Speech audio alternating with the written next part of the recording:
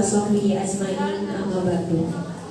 Segala puji dan syukur kita panjatkan kehadirat Allah Subhanahu wa taala yang telah memberikan karunia-Nya kepada kita semua berupa nikmat iman, nikmat Islam, dan nikmat sehat. Sehingga kita semua dapat bersilaturahmi dalam acara kajian spesial MAB atau Madrasah Alia Bunda di hari Jumat yang penuh berkah ini. Salawat serta salam kita limpahkan kepada teladan kita semua, baginda Rasulullah Muhammad Sallallahu Alaihi Wasallam, kepada keluarganya, para sahabatnya, pengikutnya yang setia hingga akhir zaman, hingga termasuk kita semua yang senantiasa mengharapkan syafaat beliau kelak di yaumul akhir. Jemaah sekalian, kami dari Madrasah Alia Bunda Minha mengucapkan selamat datang di acara kajian spesial kali ini yang mengusung tema mengejar surga dengan silaturahmi bersama dengan Ustadz Ahmad Heriawan dan dipandu oleh moderator kita Ustadz Imam Nuryanto. Jemaah sekalian, saat ini segenap keluarga besar Minha sedang dalam kondisi berduka cita dikarenakan salah satu guru meninggalkan kita semua pada hari Kamis kemarin, yaitu Ustazah Dewi Rani. Mari kita bersama-sama mendoakan beliau, mudah-mudahan amal ibadahnya diterima oleh Allah Subhanahu wa taala. Semoga keluarga yang ditinggalkan diberikan kekuatan dan tabah dalam menjalani ujian ini. Amin ya rabbal alamin. Baiklah jamaah sekalian, izinkan kami menyampaikan susunan acara kali ini. Adapun susunan acaranya adalah sebagai berikut. Yang pertama, pembukaan sekaligus tasmi yang merupakan gabungan dari siswa-siswi Minha, yaitu dari kelas 1 sampai kelas 6 yang akan membacakan surat An-Naba. Kemudian yang kedua, sambutan dari ketua yayasan. Yang ketiga, acara inti yaitu berupa talkshow dari Ustadz Aher dan Ustadz Imam Nuryanto. Kemudian dilanjut dengan tanya jawab. Kemudian penutupan atau doa. Kemudian yang terakhir, foto bersama dengan Ustadz, yaitu foto bersama jamaah kita semua dengan Ustadz. Baiklah, mari kita langsung ke acara pertama, yaitu tasbih yang merupakan gabungan dari siswa-siswi Minha dari kelas 1 sampai kelas 6 yang akan membacakan surat An-Naba. Kepada mujahid dan mujahidah Minha dipersilakan untuk masuk.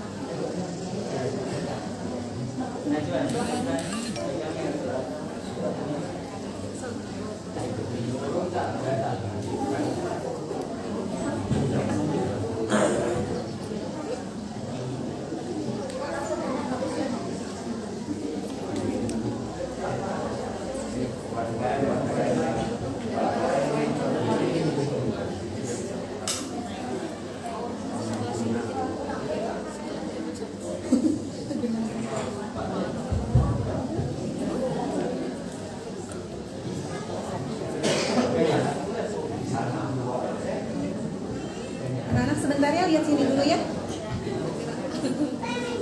Foto dulu ya, bentar. 1, 2, AA Hafiz. 1, 2, 3.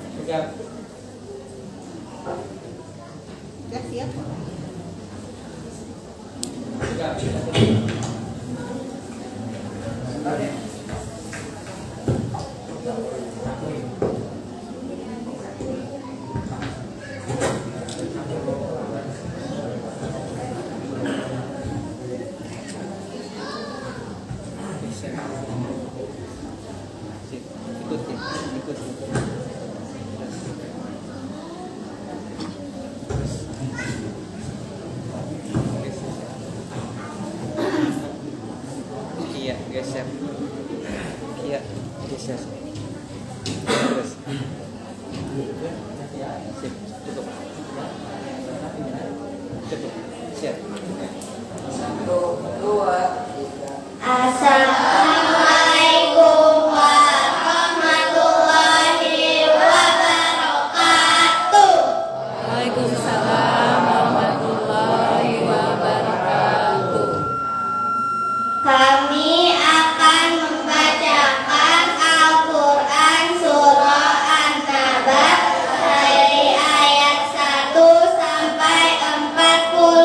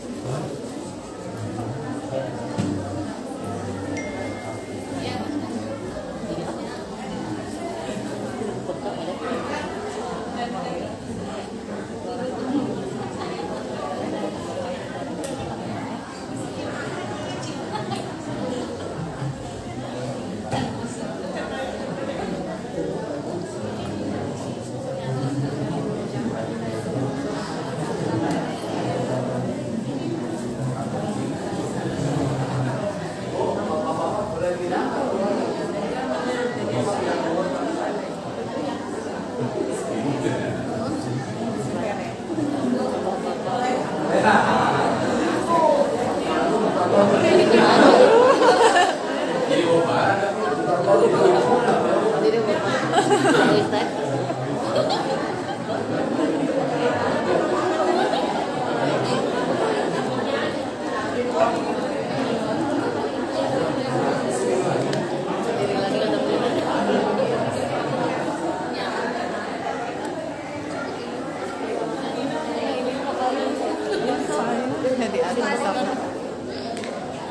Alhamdulillah telah kita saksikan bersama Mujahid dan Mujahidah Minha dalam membacakan surat An-Naba.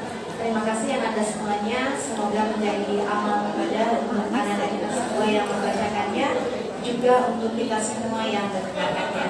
Acara selanjutnya adalah sambutan dari Ketua Yayasan Miftahul Huda. Untuk waktu dan tempat kami persilakan.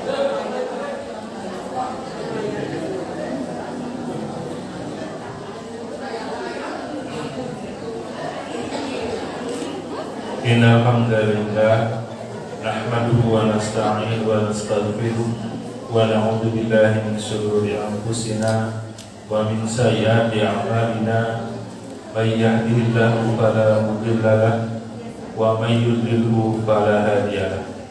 Asyhadu an la ilaha illallah wahdahu la syarika lahu wa asyhadu anna Muhammadan abduhu wa rasuluh.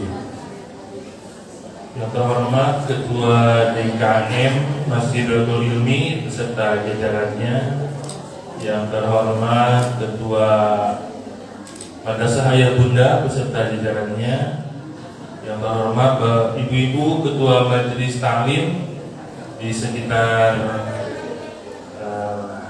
ada yang dari Mande, ada yang dari RW 03, RW 02 juga. Yang terhormat para jamaah dan juga sepuh, mini sepuh, juga tak terlupa guru kita Ustadz Imam Nurianto yang hadir pada hari ini.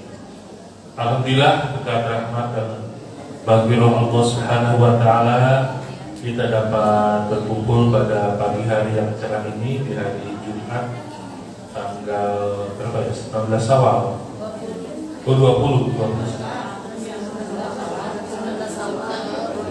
20 Mei, betul. Bapak Ibu sekalian, para jamaah pengajian yang saya hormati, insyaallah pada hari ini kita akan mendapatkan tausiah dari ilmu baru dari pemateri Ustaz Ahmad Heriawan. Kita masih menunggu kedatangan beliau. Sambil menunggu, maka panitia tadi berinisiatif untuk memulai acara ini biar tidak terlalu siang karena harinya di Jumat. Juga bapak-bapak nanti punya kewajiban untuk sholat Jumat. Dari kami sebagai ketua yayasan dan juga pembina MAB, pertama mengaturkan terima kasih atas kerjasama yang baik antara pengurus MAB Madrasah Ayah Bunda dan ketua DKM Masjid Miftahul Huda serta jajarannya yang bisa melaksanakan acara taklim hari ini. Perlu diketahui bahwa acara MAB ini sudah berlangsung beberapa tahun yang lalu, khusus untuk Bapak Ibu orang tua siswa MIPA, tetapi tidak untuk kemungkinan juga dari luar orang tua siswa. Biasa dilaksanakan tiap hari Jumat pagi yang diasuh oleh Ustadz Budiman Iskandar dan Ustadz Imam Nurianto. Nah, ini untuk hari ini spesial, kita bersilaturahmi dengan masyarakat sekitar, dengan ibu-ibu majelis taklim dan bapak-bapak DKM. Pertama kita baru saja melaksanakan puasa Ramadan ya. Kemarin ada 29 dan 30 hari. Juga melaksanakan Idul Fitri, walaupun tidak disyariatkan kita untuk bermaafan, tapi saling berdoakan tidak ada salahnya. Saya ucapkan semoga amal ibadah kita selama kemarin bulan Ramadan melaksanakan saum, taraweh, tadarus, zakat, sedekah, infak dan lain sebagainya, kebaikan, mudah-mudahan diterima Allah Subhanahu wa taala. Amin. Bapak Ibu sekalian, yang kedua Tentu saya sangat bangga sekali dengan ibu-ibu MAB ini yang rajin sekali mengadakan kegiatan, bukan hanya taklim tapi juga ada apa ya, itu kegiatan barbecue apa? Barbecue ya, barbecue itu barang berkualitas. Oh gitu ya, bukannya itu aja. Singkatannya saya lupa. Ada juga kegiatan-kegiatan lainnya, sosial lainnya. Nah, mudah-mudahan kita dukung MAB ini terus berkembang kegiatannya, bukan hanya di lingkungan sini saja, juga bisa menyebar ke seluruh lingkungan dan membawa misi dakwah. Alhamdulillah pada hari ini kita udah konfirmasi ya Pak Ustaz Ahmadnya bisa hadir. Oh sudah hadir. Oh, alhamdulillah. Kita kedatangan mantan orang nomor 1 di Jawa Barat, Ustaz Ahmad Heriawan, bisa bertemu langsung. Sebenarnya untuk MIMHA ini tidak asing lagi beliau, karena kurang lebih 6 lokal itu sumbangan dari beliau yang ada di MIMHA ini. Gedung Hardi Torikin 2 lokal, di gedung M. Yahya 4 lokal. Itu selama beliau menjabat Gubernur Jawa Barat kemarin kita dapat dana hibah ya. Ya walaupun mungkin bukan dari dompet beliau, tapi atas kebijakan beliau bisa memberikan 6 lokal keseluruhannya plus kamar kecil 2. Alhamdulillah. Mudah-mudahan ya pengganti beliau juga masih ingat ke MIMHA gitu ya, bisa memberikan dukungan baik ya, dukungan semangat atau moral dan juga dukungan materi. Alhamdulillah, walaupun sebenarnya untuk kekunjungannya belum ke sini dulu, ke peresmiannya disatukan. Kalau nggak salah dulu tuh di mana ya? Di Sabujo kalau nggak salah disatukannya. Di beberapa yang mendapatkan bantuan itu beberapa di antara sekolah-sekolah Islam ya yang dapat bantuan khusus dari dulu ada program namanya apa ya, bantuan gubernur, apalagi saya namanya program itu. Alhamdulillah atas jasa beliau makin bertambah lagi ruang kelas baru. Dan insya Allah kita pun masih terus kuliah Bapak Ibu gereja kayak kata orang sudah mengarinyu sedikit demi sedikit nambah satu-satu gitu ya, biar mudah-mudahan tidak semakin tertata rapi lah. Dan juga mohon doa restunya, kita pun sedang mengadakan ekspansi ke luar Cikadu. Jadi kan di sini kan sudah ada proyek ya, ibu-ibu yang bawa mobil agak susah ke sini, makanya kita berinisiatif untuk membangun sekolah di luar Cikadu. Memang kalau di luar Cikadu, apalagi di kota, tanahnya mahal-mahal. Jadi kita berinisiatif ke kabupaten, ke atas, ke daerah Cibunyani. Jadi memang konsepnya tidak pulang Bapak Ibu SMP SMA, tapi konsepnya mondok. Kita doanya aja ya. Tapi program yang terdekat untuk kita ini memperluas masjid, biar anak-anak kalau sholat zuhur itu bisa, ini kan gantian sekarang kelas 6, kelas 5, ya kelas 4-nya nanti. Kemudian MTS-nya nanti jam 1. Dan mudah-mudahan nanti kita keluar sampai ke depan lapangan futsal, masih 2 lantai ya, masih dalam taraf pembuatan proposal gitu ya. Kita doakan di sana juga, kalau ibu-ibu MAB juga nanti akan jadi salah satu mungkin panitia gitu ya, panitia pembangunan perluasan masjid Raudhul Ilmi. Juga nanti saya juga akan berkoordinasi dengan DKM langsung untuk keberhasilan program ini. Minta doa aja kepada Bapak Ibu sekalian, mudah-mudahan program-program yayasan baik fisik maupun peningkatan SDM bisa terwujud. Amin. Terakhir saya mohon doanya untuk keluarga besar BIMHA yang kemarin ditinggal oleh Ibu Dewi Rani, wali kelas 6D, dan beliau wafat jam 12, katanya nggak ada yang menungguin, jadi jam berapanya nggak pasti menurut keluarga. Kita doakan aja Bu Dewi nanti juga mertua dari Pak Kiki yang kemarin pada duhur juga meninggal dunia. Kita doakan mudah-mudahan Bu Dewi dan mertua Pak Kiki diterima amal ibadahnya, diterima amal solehnya, dan diampuni segala kesalahannya. Amin ya rabbal alamin. Ini juga takbiro buat kita akan menyusul tahu tak kapan ya, karena itu perkara goib, karena mereka mau tidak melihat nomor urut, tidak diurut, tetapi siapapun bisa ya. Siapapun bisa. Tahun ini keluarga besar kita memang agak ini berturut-turut ya. Sebelum Bu Dewi Rani ada kelas 4 Ananda Zain juga meninggal. Kemudian juga ada selamat datang Ustaz. Silakan.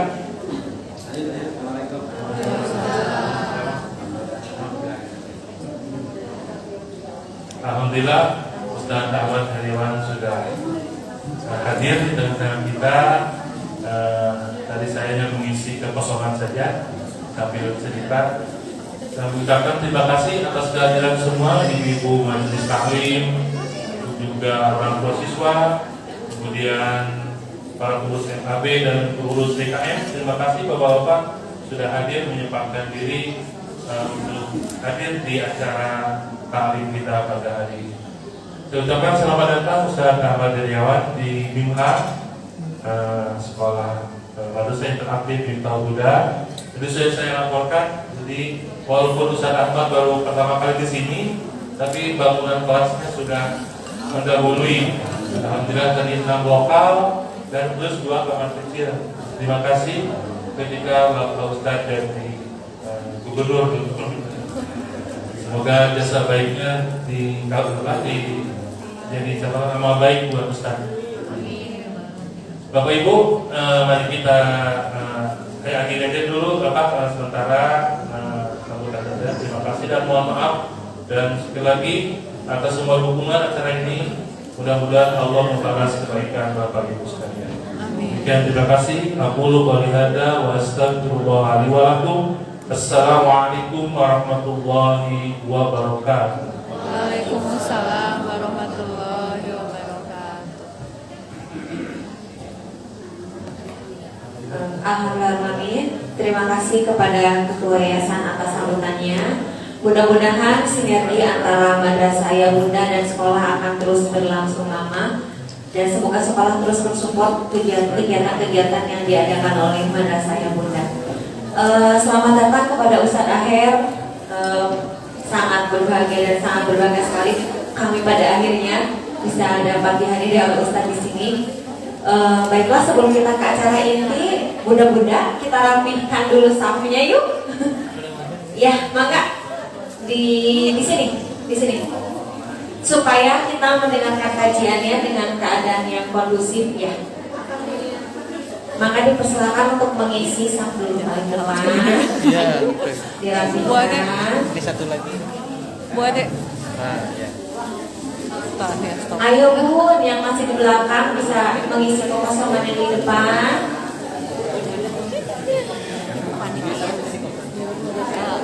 Mangga. Mangga. Di belakang kamera enggak tuh.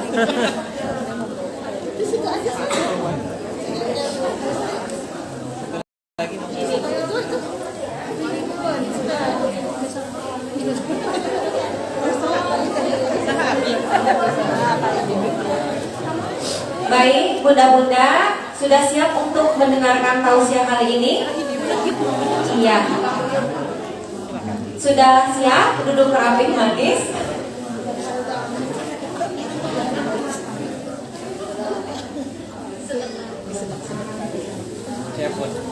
Alhamdulillah, terima kasih bunda-bunda atas kerjasamanya.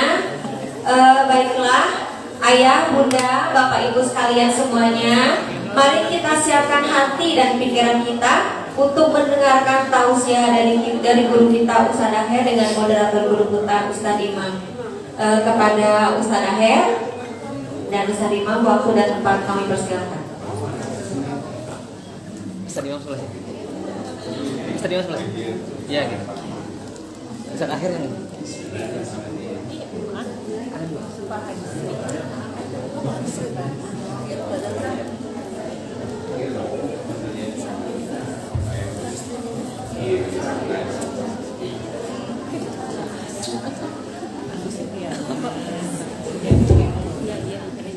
Alhamdulillah wa syukru ala ni'matillah asyhadu an la ilaha illallah wahdahu la syarikalah wa asyhadu anna Muhammadan abduhu wa rasuluhu alladzi la nabiyya ba'da.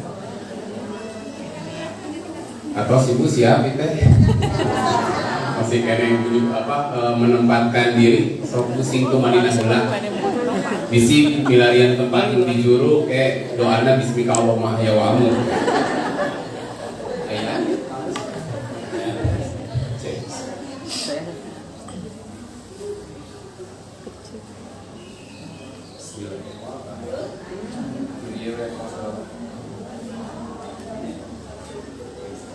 Kamu kata, ya merada berat, tapi terkenal. Segala puji hanya milik Allah atas kudroh dan irodahnya. Alhamdulillah kita bisa dipertemukan di kajian spesial hari ini. Tebak deh. Sok,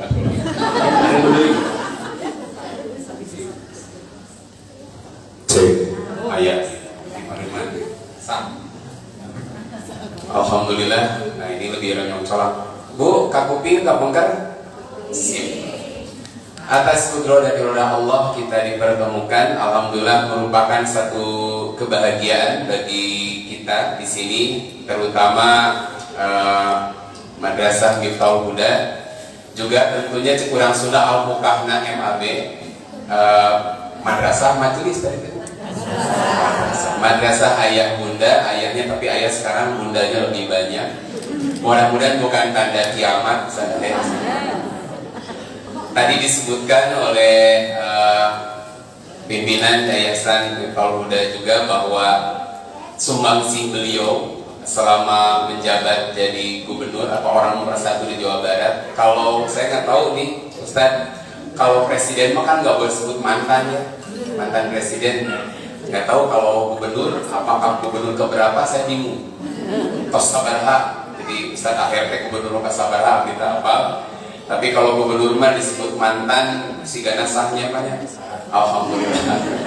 Alhamdulillah selama beliau menjabat diamani oleh Allah sebagai orang nomor 1 Jawa Barat, Madrasah Miftahul Huda ini termasuk yang mendapatkan satu amal jariah beliau yang mudah-mudahan jadi pahala yang tiada terputus untuk beliau. Saya di sini diberi tugas untuk jadi moderator, tapi pengisinya 1. Moderator biasanya lebih dari 1 ya. Karena konsepnya Ustadz ini teh talk show, sudah cari nama. Tapi talk show saya hanya diberi judul saja. Diberi judul panduan siga kumaha Ustadz. Jadi eta mah diserahkeun hanya masihan judul. Jadi mudah-mudahan dianggap pinter sigana. Jadi alhamdulillah hari ini saya diberi tugas untuk memoderatori mantan orang nomor 1 Jawa Barat. Bagi saya termasuk yang pertama kali melihat beliau aslinya. Ternyata agak jauh ganteng lah dengan yang di sebelah. Dengan mudah iya. Saya tidak akan memperkenalkan beliau, CV beliau karena di Wikipedia aya dan sudah sama-sama dikenal. Jadi insya Allah tanpa harus memperkenalkan kembali, kita semua sangat mengenal beliau. Dan luar biasa, entah sekarang kesibukannya apa beliau, kembali ke dunia dai lagi Ustaz. Alhamdulillah. Ternyata enaknya jadi dai, mau jadi mantan, insya Allah sampai Allah yang akan mempensiunkannya. Baik Ustaz Ahmad Karyawan, di sini saya lebih akrab karena di tulisan Kang Akhir, lebih akrabnya kalau sama Ustaz lebih enak. Kita akan membahas judul tentang mengejar surga dengan silaturahim. Ini saya nggak ada judul jujur ya saya. Dan surga mah tuh kemana-mana. Baju kudu budak-budak segala mengejar surga. Siga lu kemana surga gitu. Jadi mungkin nanti ini yang akan saya pertanyakan. Mudah-mudahan beliau dengan keluasan beliau kita dapat banyak ilmu. Saya mau kodahimnya dengan 2 hadis. Mudah-mudahan beliau bisa memaparkannya. Pertama, ini hadis tos katamul ibu-ibu. Riwayat Imam Muslim, Rasulullah SAW bersabda, "Man sarrahu an yubsata lahu fi rizqihi wa an yunsa'alahu fi atharihi falyasil rahimah." Siapa yang ingin bahagia diluaskan rezekinya, 1, 2, dipanjangkan usianya, sambungkan silaturahim. Itu 1. Hadis yang kedua, jadi saya mau hanya sebagai posisi bertanya, nanti beliau yang akan memaparkan. Yang kedua ada hadis begini, ketika Rasulullah SAW pertama kali hijrah ke Madinah, dulu nggak bisa kayak sekarang. Sekarang anak kecil kalau ditanya siapa presiden Indonesia mesti tahu Pak Jokowi, dan wajahnya sudah tahu. Kenapa? Di YouTube ada, di TV ada. Dulu orang tuh tahu nama tapi nggak tahu wajah. Ketika Rasulullah hijrah ke Madinah, ada seorang sahabat namanya Abdullah ibnu Salam. Dia ingin membuktikan seperti apa sih wajah Rasulullah SAW itu. Apa benar itu seperti yang digambarkan di Alkitab yang sebelumnya dia pelajari. Maka ketika Rasulullah datang, beliau kemudian menilai, luar biasa, tidak ada wajah pendusta dari diri Rasulullah ketika awal pertama kali dilihat. Jadi orang mah biasanya orang jujur tuh lihat dari wajah, kayak yang di depan kan kelihatan gitu kan. Orang tuh wajah-wajah jujur tuh kayak gini gitu loh. Nah itu Abdullah bin Salam saya percaya ini nih bener Rasul. Nah sampai kata beliau, aku hafal yang pertama kali beliau ucapkan ketika sampai di Madinah. Nah beliau sampaikan, Absus salam, Abimut ta'am, Wasilul arham, Wassallu billaili wan nasuniyam. Tebarkan salam, berikan makanan. Nah ini yang jadi bahasan kita, termasuk sambungkan silaturahim. Lalu sholatlah pada waktu malam di saat orang-orang sedang tidur. Dan kulul jannata bisalam, engkau akan masuk surga dengan selamat. Nah jadi poin ini yang akan kita bedah untuk kali ini, sebelum nanti kita coba bedah hal yang lain. Jadi saya akan langsung kepada Ustadz Aher. Apa sih yang sebetulnya dimaksud silaturahim oleh Nabi ini, sehingga tadi memanjangkan usia, meluaskan rezeki, bahkan bisa memasukkan ke surga? Apakah versi orang Sunda? Mohon maaf, Kang, tos lami ke silaturahim ke bumi, maksudnya naon? Nanjang. 2, silaturahim lami ke silaturahim sasalaman. 3, silaturahim warga artinya papangi ngariung. Apakah yang dimaksud oleh Nabi itu silaturahim versi orang Sunda atau seperti apa? Lebih lanjut, insya Allah kita akan sama-sama menyimak paparan dari beliau tentang pertanyaan 2 ini, termasuk anggap mewakili ibu-ibu. Ini untuk pertanyaan yang pertama, Kang. Silakan. Pertanyaan sulit banget ini. Assalamualaikum warahmatullahi wabarakatuh. Waalaikumsalam warahmatullahi wabarakatuh. Alhamdulillahirabbil alamin.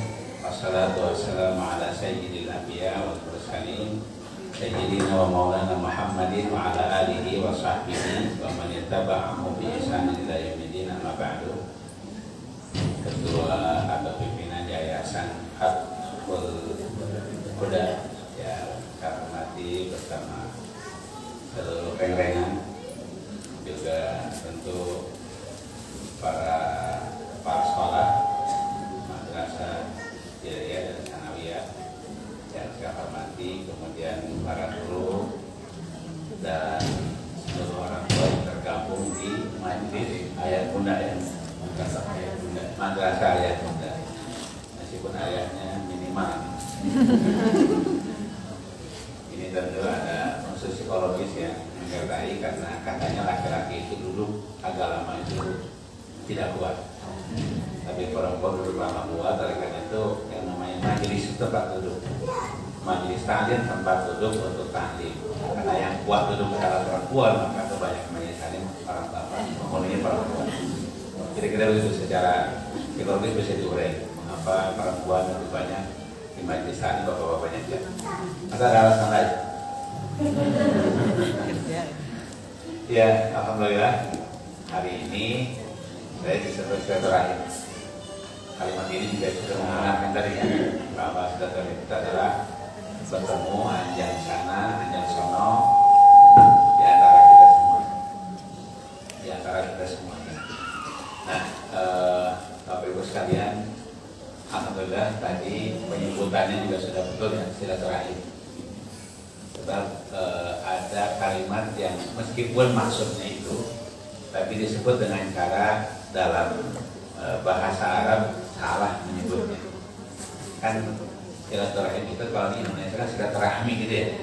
Ternyata di bahasa Arab ketika ada rahimun dan rahmun, rahimun berarti rohnya di kata, haknya kasrah ya. Kemudian rahimun, ada yang rahmun, haknya sukun ya. Kalau digabung dengan kalimat silah, jadilah kalimat silaturahim dan silaturahmi. Jadi yang benar itu kalimat silaturahim. Jadi kalau silaturahim itu silah yang menyambungkan, rahim itu rahim, persaudaraan. Rahim itu satu di antara Asmaul Husna. Jadi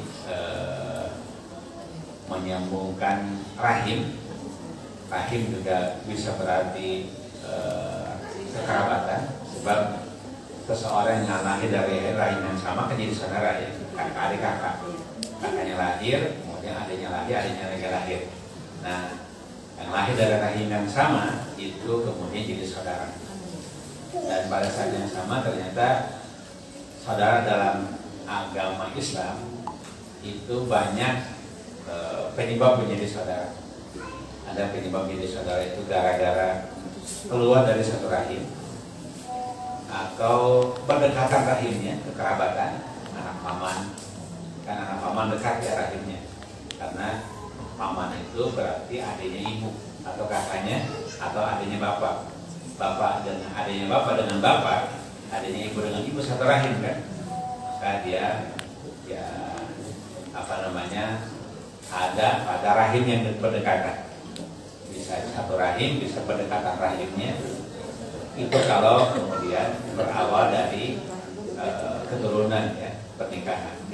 Tapi ternyata persaudaraan yang lebih kuat dalam Islam itu ada persaudaraan gara-gara agama, karena iman, karena Islam. Maka disebut ukhuwah Islamiyah. Ternyata persaudaraan kita, hubungan rahim kita atas nama agama boleh jadi lebih kuat dibandingkan dengan hubungan rahim kita gara-gara satu rahim, gara-gara satu rahim atau berdekatan rahim. Maka karena itulah kemudian silaturahim berarti menyambungkan persaudaraan, termasuk menyambungkan persahabatan. Ya, itulah silaturahim. Kalau silaturahmi, nah ini rahmi ini unik maknanya. Rahmi ini kalau dilihat di kamus bahasa Arab itu maknanya alamun tajiduhul mar'atu innal wilada. Paham ibu maknanya? Paham? Ya. Kita terjemahkan. Rasa sakit yang dirasakan kaum ibu saat melahirkan. Itulah rahmun. Jadi kalau silaturahmi itu artinya menyambungkan rasa sakit. Menyambungkan rasa sakit. Gitu. Jadi beda maknanya ya. Nah, karena itulah Bapak Ibu yang Allah muliakan, silaturahim itu dimaknai dengan hadirnya persahabatan, hadirnya kekerabatan, hadirnya persaudaraan di antara kita. Baik karena sebab persaudaraan dalam arti keturunan ataupun persaudaraan dalam arti karena kita sesama seorang muslim. Bahkan sesama manusia pun masuk kategori persahabatan. Karena itu sekarang kan di kalangan politisi biasanya ada pemanaan ukhuwah yang diperlebar ya. Dan masanya ukhuwah Islamiyah, sekarang ada ukhuwah Wataniyah. Jadi persaudaraan kebangsaan. Ada ukhuwah insaniyah atau basyariyah, persaudaraan sesama manusia. Saya pikir tidak salah ya. Terutama kalau ukhuwah insaniyah pasti ada karena kita sesama manusia bersaudara. Ukhuwah Islamiyah karena kita sesama mukmin, sesama Islam lebih bersaudara lagi. Dan kemudian ukhuwah wataniyah pun ada persaudaraan kebangsaan. Sepanjang urusan kebangsaan itu dimaksudkan untuk mencari ridha Allah, mencari akhirat, mencari surga, ukhuwah kebangsaan pun hukumnya menjadi bagus. Tentu yang paling tidak bisa digeser-geser adalah ukhuwah Islamiyah. Gitu ya. Nah, Bapak Ibu yang Allah muliakan, nah kemudian pelaksanaannya bisa dalam beragam cara yang sederhana, ya anjang sana. Cara sederhana lagi ketemu bersalaman. Cara sederhana lagi adalah mengucapkan salam. Ya, afsus salam liman arafta wa man lam ta'rif. Sebarkan salam, baca salam baik kepada orang yang tahu, dikenal maupun orang tidak dikenal. Kita biasanya kepada yang kenal ya, Assalamualaikum warahmatullahi wabarakatuh. Tapi kepada yang tidak dikenal kita jarang membaca salam. Padahal disunahkan kedua-duanya membaca salam baik kepada yang dikenal maupun tidak dikenal. Kalau kita masuk kantor kendaraan umum, kita sunnah membaca Assalamualaikum. Kenapa? Menjawab. Masuk bis umum, bis bakal, Assalamualaikum. Silakan kemarin jawab, silakan nggak silakan. Itu suka kaget ya. Kita masuk ke rumah, Assalamualaikum. Jangan pakai sahab. Karena kita belum biasa. Padahal itu adalah bagian dari silaturahmi, ya. Itu digabungkan dengan macam lain tadi kan, afsus salam, wa atimut ta'am. Kita ini dalam rangka urusan sosial paling tidak menyebarkan salam. Di situ akan ada kedamaian di masyarakat sosial kita. Wa atimut ta'am, memberi makan. Banyak di antara kita yang kekurangan makanan. Sangat banyak ya, banyak. Meskipun seringkali karena kifah nggak kelihatan, tapi seorang mukmin biasa mendapatkan firasat, oh si fulan ternyata kantongnya kurang, buru-buru gitu ya. Oh si fulan ternyata makannya kurang kurang optimal. Kelihatan kan garis wajahnya, mungkin tidak segar, gitu. Oh ini kurang gizi kelihatan. Buru-buru di dibantu seperti itu. Ya atimut ta'am luar biasa. Atimut ta'am itu memberi makan kan, itu luar biasa pahalanya di hadapan Allah Subhanahu Wa Taala. Bahkan atimut ta'am itu menjadi kifarat bagi beragam urusan-urusan pelanggaran dalam agama. Kemudian wasallu billahi wa nasumiyah.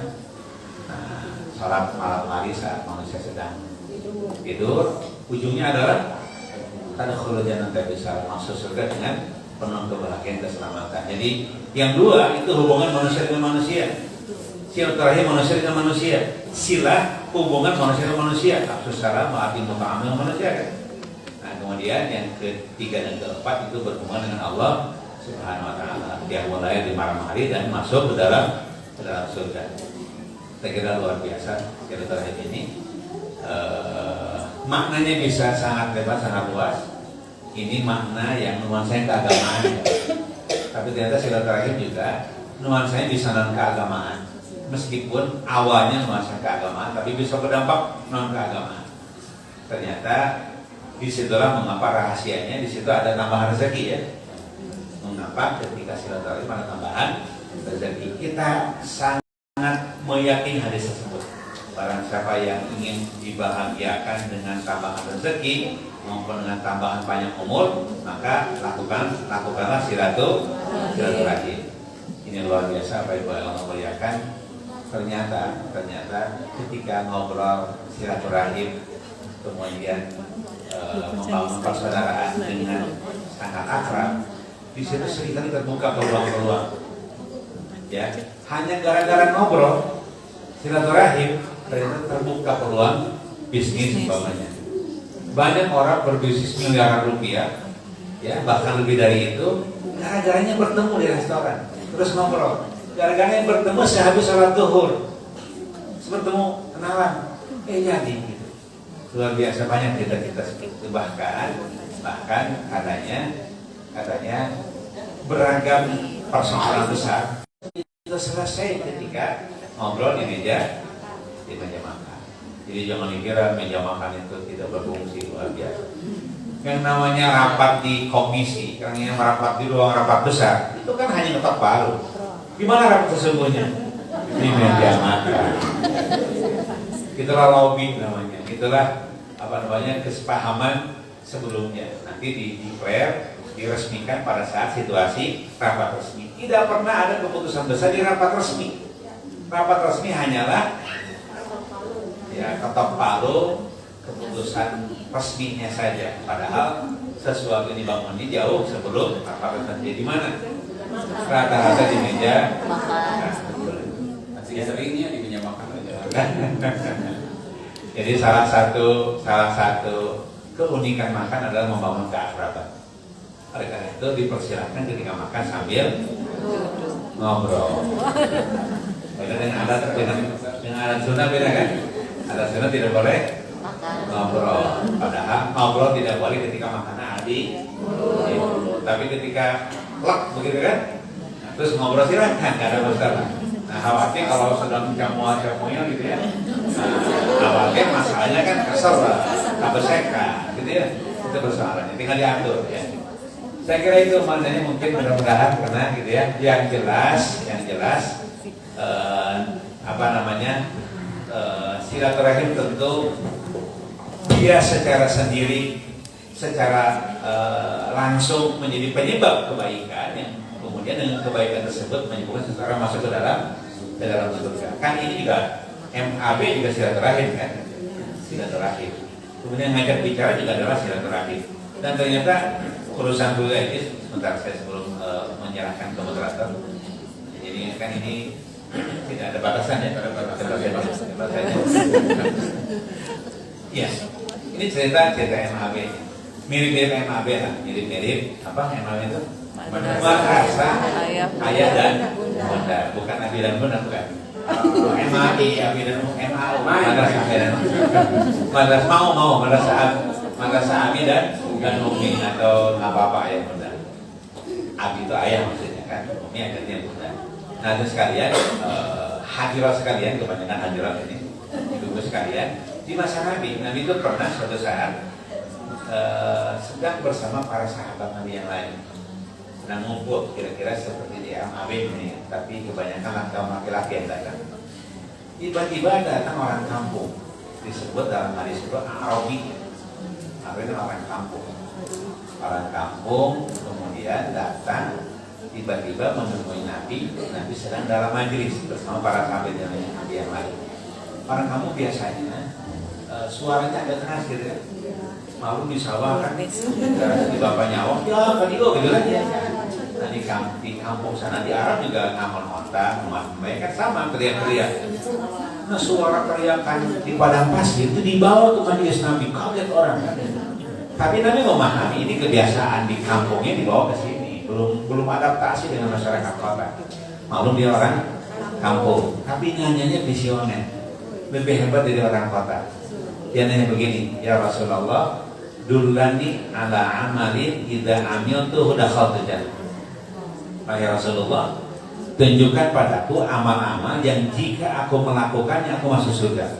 Coba bayangkan, bukan THR yang ditanyakan, bukan surga yang ditanyakan. Jadi lebih dari THR yang ditanyakan kan.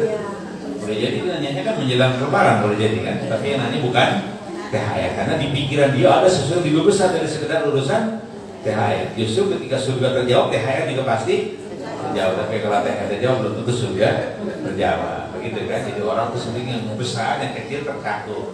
Kalau yang kecil, yang besar belum tentu tercakup. Nah, dia bertanya, ya Rasulullah, tunjukkan kepadaku amal-amal yang jika aku melakukan aku masuk surga. Kata Rasulullah, tu'minu billah wa la tusyriku bihi syai'an. Engkau beriman pada Allah dan tidak menyekutukan Allah dengan sesuatu apapun. Itulah iman ya. Iman yang tulus, iman yang ikhlas, iman yang bersih dari urusan-urusan syirik.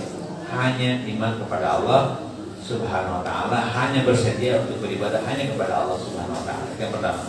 Yang kedua, wa tuqimus shalawatil maktubah. Kau dirikan sholat fardu yang 5 kali. Nah disebut tahajud di situ ya, belum disebut tahajud. Yang ketiga, wa tasumma Ramadan. Kau puasa di bulan Ramadan. Nah tiga-tiganya ini dilakukan pasti bisa oleh setiap muslim. Iman, sholat dan puasa. Yang keempat, waktu dia zakat dan mafrud. Engkau bayar zakat fardu. Nah kalau ini tentu harus punya harta plus hartanya mencapai batasan atau nisab untuk dibayarkan zakatnya.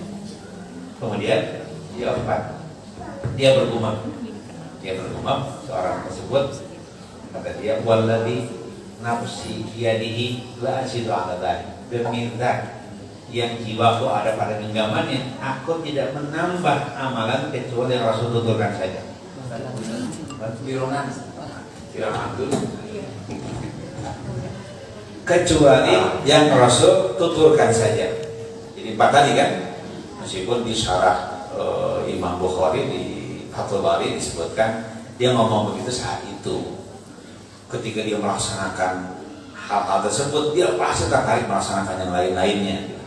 Karena biasa ibadah itu ketika dilakukan, ketika dinikmati pasti mencari ibadah yang lain, gitu ya. Jadi ketika wajib dilakukan, pasti dia mencari yang sunnah. Yang disebut tapi hanya yang wajib-wajib saja. Yang unik adalah ketika dia fawalla alaihi nareos meninggalkan Nabi gitu. Dia meninggalkan Nabi di dalam kemudian meninggalkan majelis itu. Datang nanya dijawab balik lagi. Kan luar biasa meninggal. Luar biasa sampai sekarang nggak ketahuan namanya siapa itu. Tapi yang jelas jawabannya sangat gitu menjadi bagian dari catatan sejarah keunikan visi yang sangat hebat bagi seseorang dan kemudian tata cara kita dengan sangat mudah menggapai surga. Dan itu dilakukan pada saat dia bisa bersilaturahim kepada Nabi meskipun silaturahim sebentar, nanya, dijawab, tinggalkan begitu. Nah saat dia meninggalkan Nabi bersabda, "Man sarrahu ayyanzura ila rajulin min ahli jannah falyanzur ila hadza." Barang siapa yang ingin berbahagia melihat seorang sosok laki-laki ahli surga, lihat tuh orang ini. Luar biasa ya. Luar biasa. Apa? Gembiranya luar biasa. Hadirin sekalian Bapak Ibu Allah muliakan. Jadi ini maknanya adalah manakala seseorang komit dengan iman, kemudian komit dengan amal-amal saleh, khususnya amal-amal saleh yang pokok, urusannya pasti surga. Itu amal saleh yang pokok, sholat, zakat, puasa. Haji nggak disebut di situ karena haji itu perlu 2 hal penting. 1 harta, 2 istiqomah untuk sampai ke Baitullah, karena tidak boleh haji virtual. Nggak boleh, terus meskipun mau dibahas katanya sah atau tidak nggak bisa. Haji-hajian sih bisa. Kita lihat sekalian Bapak Ibu yang Allah muliakan. Ya, jadi kata para ulama, dengan amal seperti itu saja itu surga. Tetapi para ulama menyebutkan tidak mungkin seseorang yang sedang menikmati amal wajib tidak melaksanakan amal-amal yang lain. Pasti dia melaksanakan amal-amal yang lain. Nah, ada hal lain yang menjadi pelajaran bagi kita. Hendaklah ketika kita mengajarkan urusan agama kepada umat kita, kepada anak-anak kita, ajarkan yang pokok-pokok terlebih dahulu. Jadi kalau anak kita belum mantap sholat 5 waktunya, tong diajarkan tahajud heula, bisa hancur nanti gitu. Ya, karena bisa berbahaya. Sekarang juga banyak perlu diluruskan. Kita tahajud curi, kan sholat subuh nunutan. Kan bahaya gitu kan. Apalagi ada yang sholat subuhnya kesiangan gara-gara sholat tahajud. Nah, ini tadi perlu dimanage dengan baik, dimanage ulang tahajudnya. Hati-hati karena dalam urusan kuliah kepada Allah, sunnah tidak bisa dibandingkan dengan wajib. Kata orang Jakarta, tidak apple to apple. Nggak sebanding sholat sunnah dibandingkan sholat wajib. Dan rata-rata sholat wajib itu lebih mudah daripada sholat sunnah. Tapi pahalanya tidak sebanding sama sekali, nggak bisa dibandingkan dengan sesuatu apapun yang bersifat sunnah. Meskipun 11 rakaat tahajud, 2 rakaat sholat subuh, bisa dibandingkan? Tidak. Yang subuh hukumnya wajib, yang 11 sholat tahajud hukumnya sunnah. Dia baru berguna ketika wajibnya kokoh, baru yang 11 berguna. Tapi kalau wajibnya belum kokoh, yang 11 juga bisa dinikmati. Kira-kira seperti itu ya. Jadi kalau ada anak-anak mengatakan, saya cerita begini ini ngomong dengan ayah bunda nih, di rumah khawatir kekenjangannya gitu. Karena kekenjangan sering salah. Kita salah itu anak bisa kaku dan bisa kemudian malas, terus bisa kecewa gitu ya. Saya pernah ketemu dengan para milenial begini.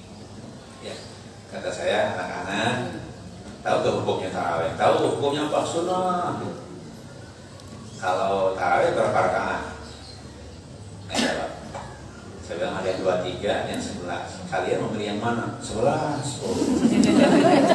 11. Dulu kan 11 itu ancak, 23 ada cepet kan? Sekarang kan 11 kecepatan 23 15 menit beres sholat rakaat, Masya Allah. Gitu ya. Nah terus saya tanya, yang 23 hukumnya apa? Nah tadi kan dikasih tahu sunnah. Yang 11 sunnah. Tarawih kumaha hukumnya? Ternyata bu, anak-anak tertekan sama ini.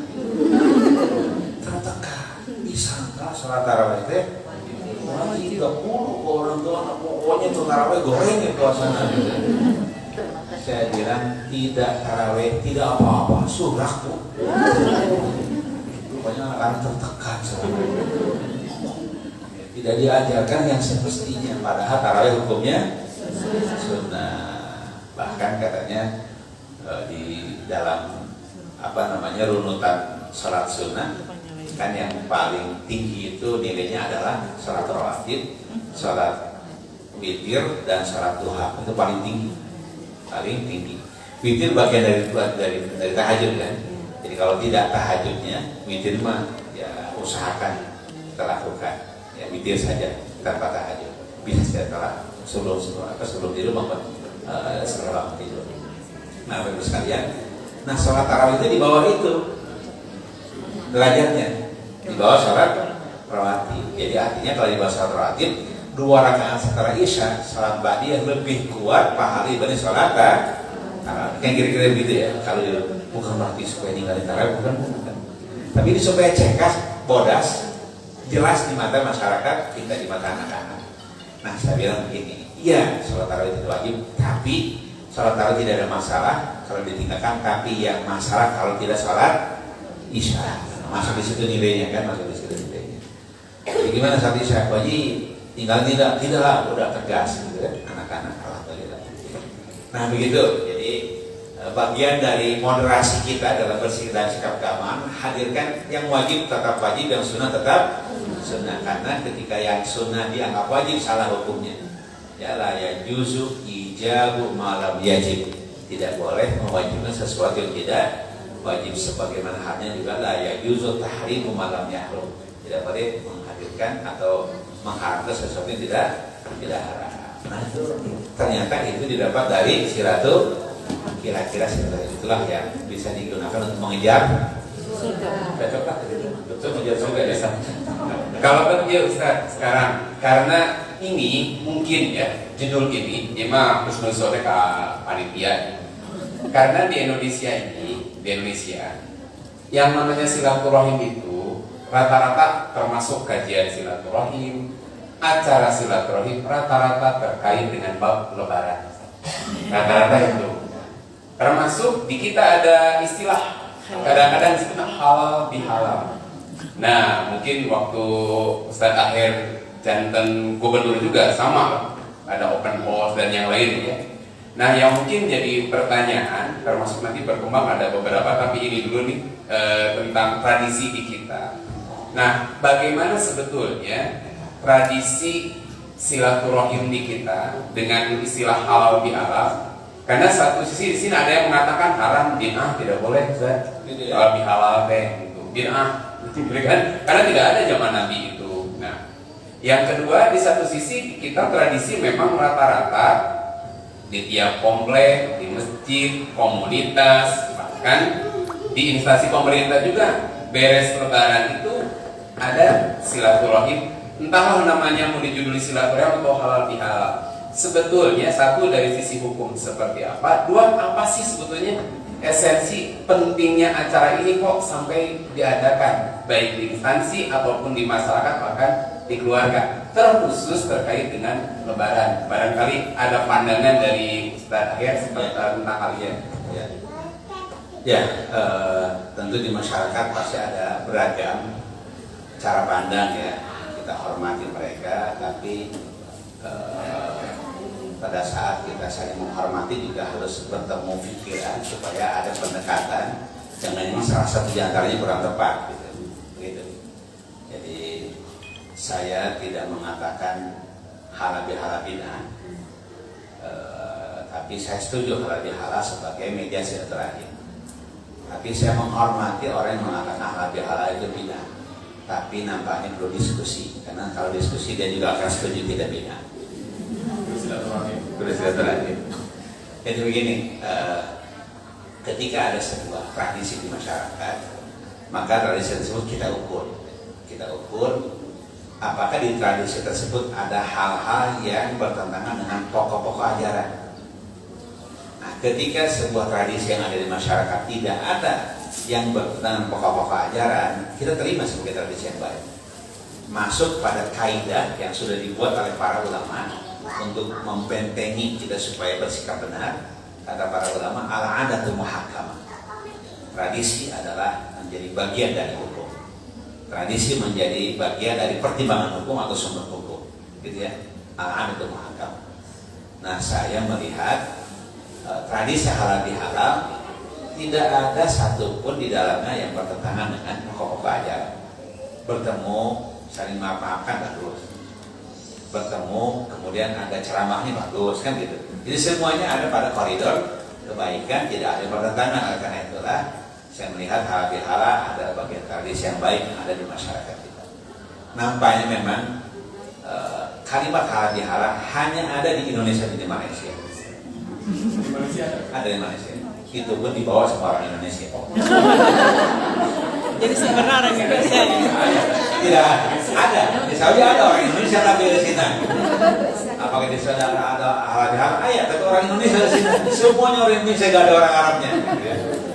Begitu. Nah, ini sekalian yang Allah muliakan. Jadi tradisinya namanya sudah lama. Tradisinya sudah lama. Semenjak zaman dahulu para wali. Tapi kalimat halal bihalalnya itu tahun 58 di zaman Bung Karno. Saat itu Bung Karno ngeluh curhat, curhat juga ya. Curhat pada zaman sekarang kepada para ulama saat itu. Kata dia, nih bangsa harus utuh, jangan sampai ada keretakan perpecahan. Bagaimana caranya? Nah, kata para ulama, udah ini mumpung habis lebaran, kumpulkan saja semua ulama, kumpulkan semua segmen masyarakat, segmen tokoh-tokoh supaya bertemu. Presiden pidato terus tanda apa, terus salam-salaman, ya, saling rangkulan dan lain sebagainya, makan bersama-sama di akhir. Itulah cara untuk menghindari ketegangan yang ada pada saat itu. Terus ditanya Pak Kiai Wahab Hasbullah, ya, ketua PBNU pada saat itu, Pak Kiai namanya apa? Aku jadi bingung kan, ya udah namain aja, kan kita saling menghalalkan nih, saling menghalalkan. Yang ada persoalan ya dihalalkan, saling maafkan. Udah namanya aja halal bihalal. Nah, kira-kira gitu. Jadilah halal bihalal. Jadi halal, jadi sesuatu kalau pakai bah namanya dibayar sebetulnya. Ya, jadi hada biria lain, gitu ya. Ini dibayar dengan 2 real, ya, hada alma biria lain, air ini harganya 2 real, ini halal dihalal, si halal dibayar halal, kira-kira begitu. Tapi kan ya ada halal dibayar halal, ya udah gitu aja, mananya lah pokoknya. Jadi halal bihalal artinya adalah ya silaturahim yang dilaksanakan setelah Idul Fitri, dari mulai instansi pemerintah, dari mulai BUMN, perusahaan-perusahaan besar, kemudian lembaga-lembaga swasta, termasuk yang memberikan. Rasanya kurang afdol kalau tidak ada halal, ya halal, luar biasa ya. Itulah tradisi, nggak masalah. Ya. Mungkin bisa diperjelas sebetulnya nih tentang tadi kan tradisi. Seberapa pentingkah silaturahmi halal bihalal dikerjakan pasca Lebaran? Kenapa harus pasca Lebaran? Mungkin ada pandangan juga dari Ustaz. Ya, silaturahmi tentu tidak harus ada pasca Lebaran. Sebagaimana ziarah kubur juga tidak harus setelah Lebaran. Ya. Tetapi ketika itu jadi tradisi, jadi momentum, akhirnya orang mau ziarah kubur setelah Lebaran, bagus. Daripada hente kan itu. Mudah-mudahan nanti ke depannya tidak hanya setelah Lebaran ziarah kubur, tapi rutin kan gitu. Tapi rutin tiap bulan ziarah kubur kan begitu. Ada tiap seminggu sekali ziarah kubur karena bermanfaat. Dulu di bahasa Nabi di awal-awal karena khawatir ada persoalan dengan akidah dilarang, ya. Nahaitukum an ziyaratil kubur. Aku dulu melarang ziarah kubur, kata Nabi. Ala fazuruha, sekarang silahkan kalian ziarah kubur. Fa innaha tudzakirul akhirat. Sebab ziarah kubur akan mengingatkan hari akhirat. Kan begitu. Dan ketika kita masuk kuburan disunahkan baca salam. Assalamualaikum ya ahlan diyar ahlan kubur, inna insyaallah bikum lahiqun. Salam sejahtera wahai penghuni kubur, insyaallah kami akan menyusul kalian. Tapi ingat, jangan menunggu jawaban teman.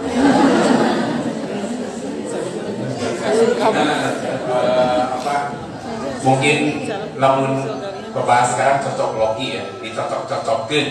Mungkin nggak tahu Ustaz setuju atau tidak. Kenapa?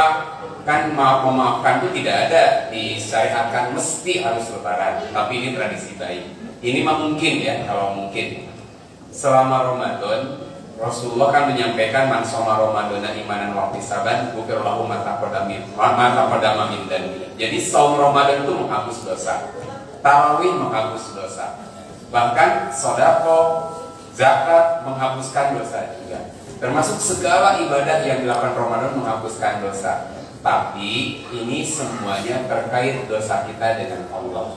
Maka beres lebaran, bersih dosa kita dengan Allah, lamun benar ibadahnya. Tapi insya Allah ibu-ibu di dia mah ada tinggali solehah. Ada cukup amin. Nah, lalu apa hubungan dengan memaafkan? Ini mungkin husnuzon saya dari yang membuat tradisi. Mudah-mudahan saat akhir setuju. Ketika dosa kita dengan Allah sudah Allah hapuskan dengan ibadah kita nih selama bulan Ramadan, ada satu dosa yang gak akan hapus dengan sholat kita, dengan saum kita, bahkan dengan zakat kita sekalipun, yaitu dosa kita dengan sama manusia. Makanya ini saya husnuzoni kepada para ulama yang mentradisikan ada mohon maaf lahir dan batin, sakabung ma'arab kapulon, artinya kawetan minal aizin wa faizin, mohon maaf. Jadi mohon maaf ya minal aizin. Jadi karena saya sering dengar itu kalau acara halal bihalal itu mohon maaf tuh diwakili minal aizin. Itu artinya apa? Mohon maaf. Gara-gara eta. Jadi mohon maaf lahir dan batin itu minal aizin wal faizin. Makanya tradisi ini baik karena apa? Ingin seluruh dosa-dosa kita hapus di hadapan Allah. Tidak hanya dosa terkait dengan Allah, dosa juga terkait dengan sesama manusia. Ini mah cocok logi dengan sigana. Gitu. Saya husnuzon kepada para ulama terdahulu yang mengadakan tradisi ini. Mungkin itu sigana. Umar, akhir. Ya, setuju. Situ. Cocok. Kita cocok yang cocok. Sigana. Termasuk tadi masih nyambung bab lebaran. Jadi mohon maaf, saya pernah dengar ada kultum dulu di masjid saya memang ada keras. Itu ngapain pada mudik senata? Oh, zaman Nabi mudik gitu kan. Jadi saya yang alhamdulillah kalau sekarang mengalami mudiknya dulu mah saya setuju juga dan memang cara mudik. Karena saya nikah satu donasi Ustaz. Jadi satu donasi kecamatan Acamani jadi itu rame. Nah, lain mah kaciranjang jadi ngalaman mudik, abdi jadi pro kan mudik ya. Nah, ada orang sampai kemarin saya menyaksikan sendiri pas masuk jembatan Asmaul Husna Cianjur itu. Ada yang pakai motor Mio itu sampai tiap tahun ketemu wae, tapi orangnya beda segala.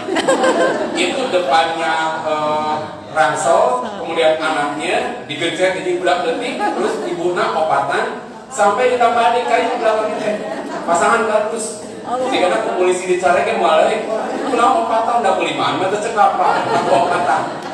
Nah, sampai orang mencibir, kok segitunya orang mudik. Nah, mungkin ini sebagai mantan pimpinan daerah juga yang termasuk kemarin Kang Emil banyak dihujat juga gara-gara apa ngelarang mudik banyak.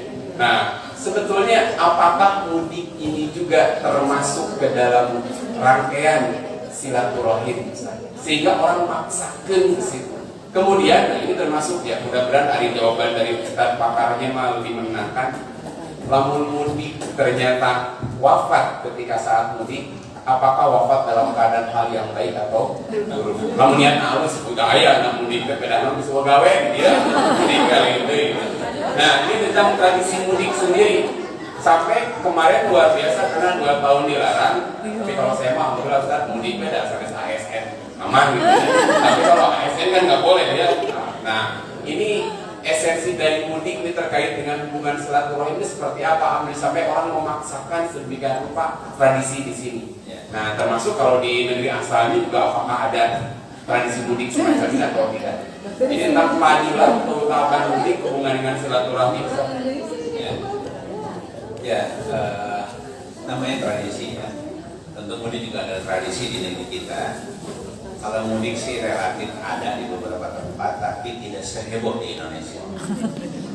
Jadi negara dengan mudik paling banyak, paling heboh di dunia adalah Indonesia.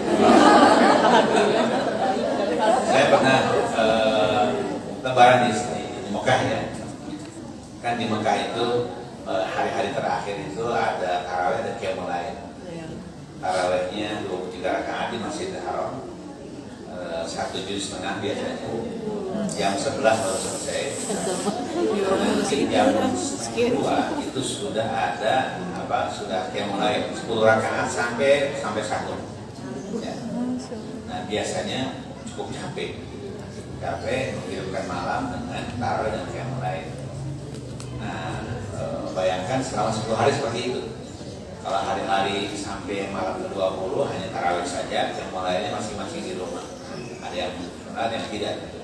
Tapi kalau malam 21 sampai malam terakhir itu ditambah dengan qiyamul lail sampai waktu sahur dan masih tetap penuh ya, memenuhi para jamaah umroh plus tentu masyarakat setempat.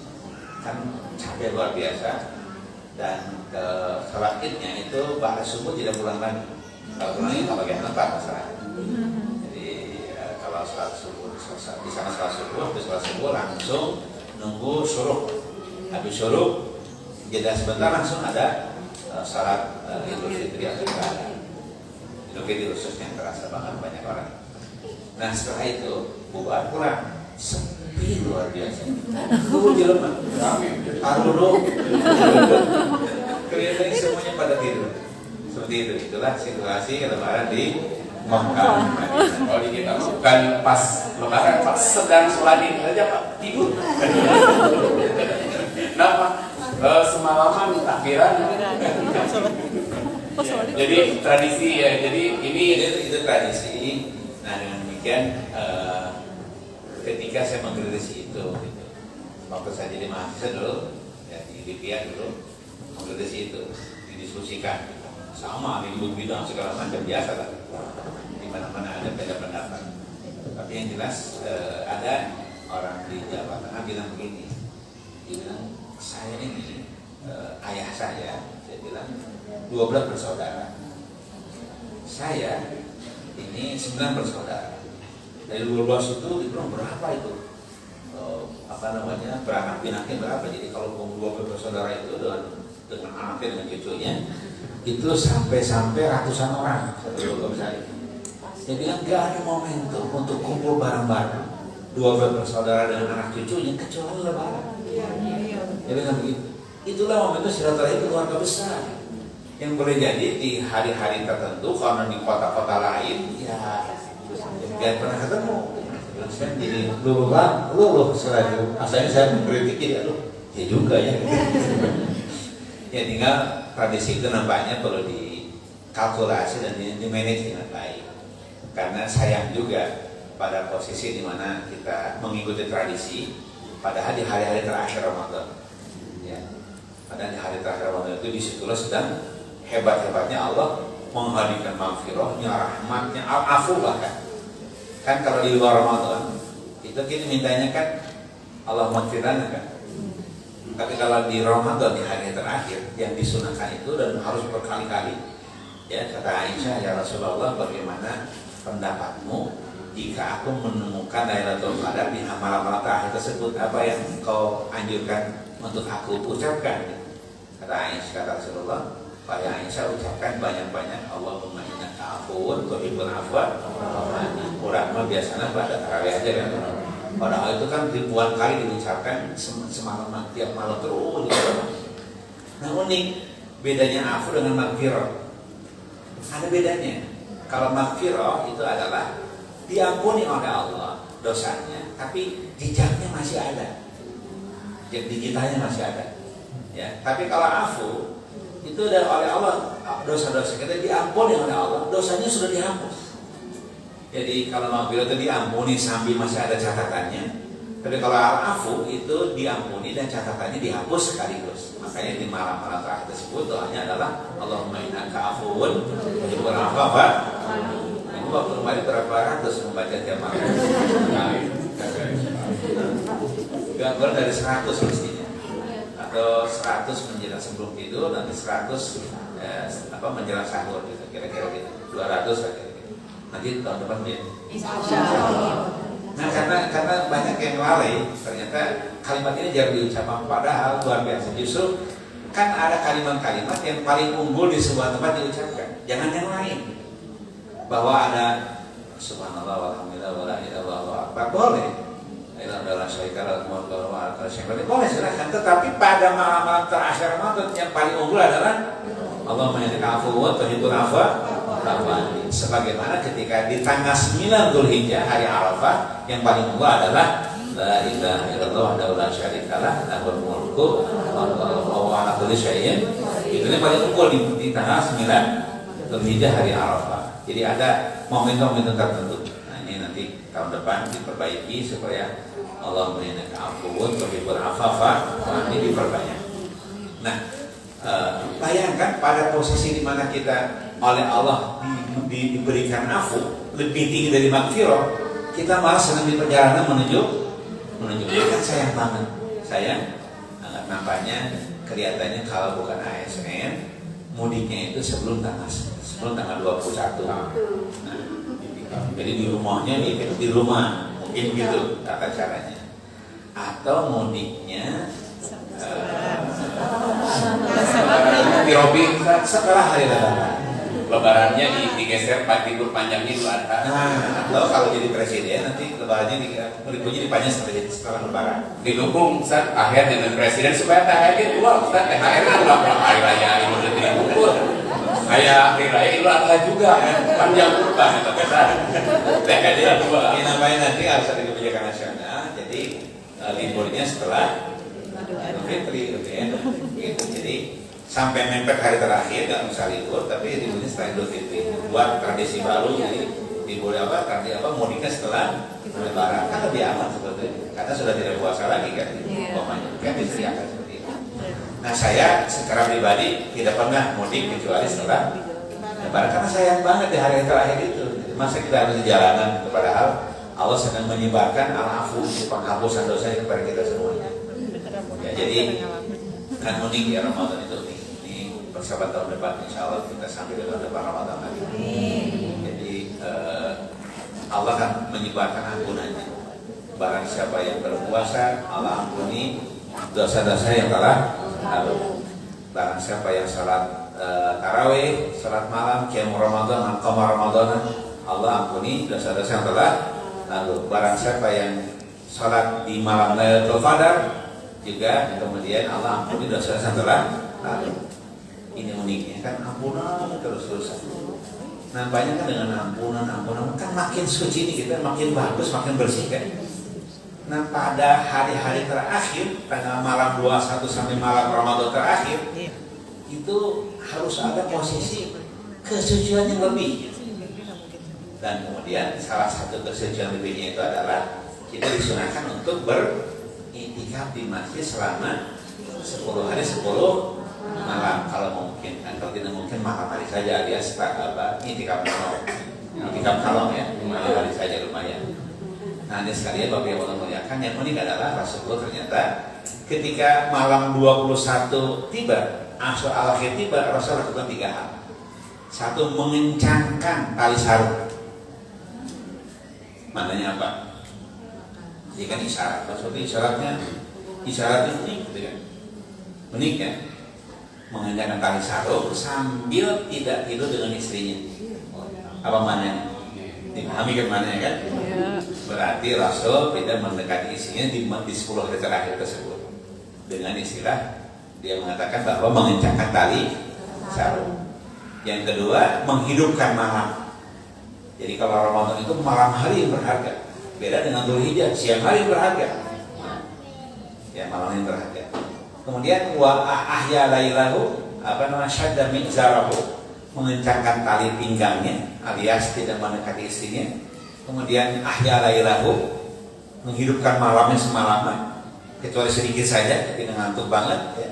Kemudian wa aiqadha dan dia membangunkan semua keluarganya, istrinya dan anak-anaknya. Tentu anak besar, istri dibangunkan. Dia seluruhnya terlibat. Jadi dia malam 10 malam itu seperti malaikat. Seperti malaikat. Manusia sangat diharapkan untuk mendekati pasangannya, tetapi di malam terakhir tersebut dia anjurkan untuk tidak mendekati pasangannya. Mengapa? Karena setelah mampir di malam terakhir dia menyerupai perilaku malaikat, hanya beribadah saja pada Allah Subhanahu wa taala. Di situ kan. Ya, pada posisi pada saat itu Allah menghapuskan dosa, kemudian menghadirkan Lailatul Qadar yang pahalanya lebih baik daripada 1000 bulan. Bapak Ibu sekalian, ada tambahan ilmu pengetahuan, 1000 bulan itu bukan 1000 bulan. Ternyata bulan yang tak terhingga. Begitu banyak, saking banyaknya. Mengapa disebut 1000 bulan? Orang Arab saat itu ketika membaca angka nggak ada kalimatnya. Kalimat yang paling tinggi untuk menghargai angka 1000. Belum ada 1.000.000, belum ditemukan oleh manusia kalimat 1.000.000, belum ada. Di orang Arab yang sana ayah kalimat 1.000.000, kamu orang Indonesia punya. Kamu orang Romawi yang kalau kan ribu bukan Romawi kan gitu. Waduh ribu, masa juta Romawi coba. Jadi angkanya sudah ditemukan, saat itu orang Arab sudah menemukan angka. Jadi angka berapapun bisa di 1 miliar, 100 miliar, 1 triliun sudah ada angkanya. Tapi menyebut angka tersebut belum ada kalimatnya, yang ada baru 1.000. Makanya 1.000.000 disebut 1.000.000.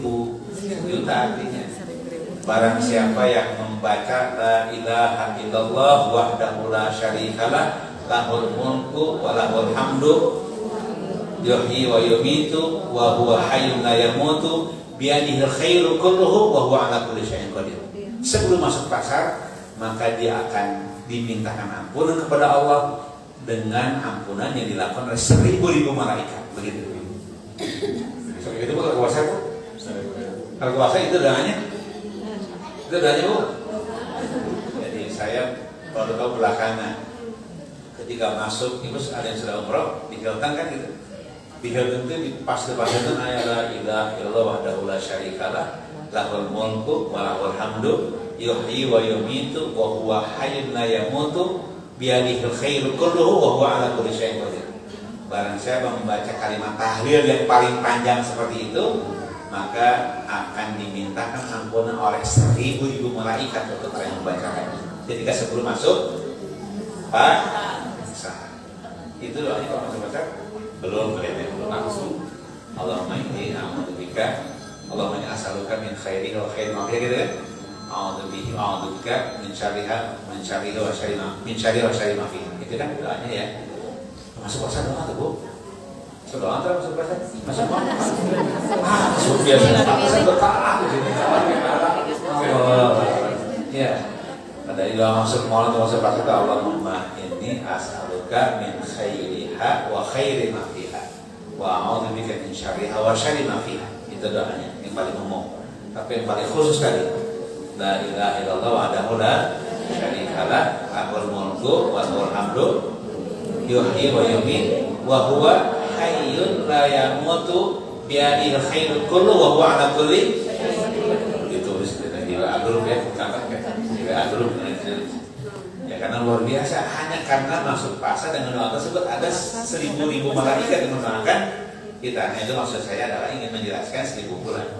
Ternyata 1.000 bulan menurut para kitab bukan 1.000 bulan, tapi 1.000 bulan adalah bilangan tidak terhingga. Tapi kalimat yang mewakili tidak terhingga tersebut yang paling dikenal orang Arab hanya kalimat 1.000 pada saat itu, gitu ya. Bayangkan para puasa seperti itu mudik kan rugi gitu. Itu masalahnya. Jadi kalau mubah, cuman yang mubah dengan yang sunnah banyak pahala mending mana kan gitu. Kan kita tuh ada sunnah muakkad, sunnah ghair muakkad. Milih yang mana kalau bait roh? Ini sunnah muakkad. Kalau wajib bentrok dengan sunnah, milih mana?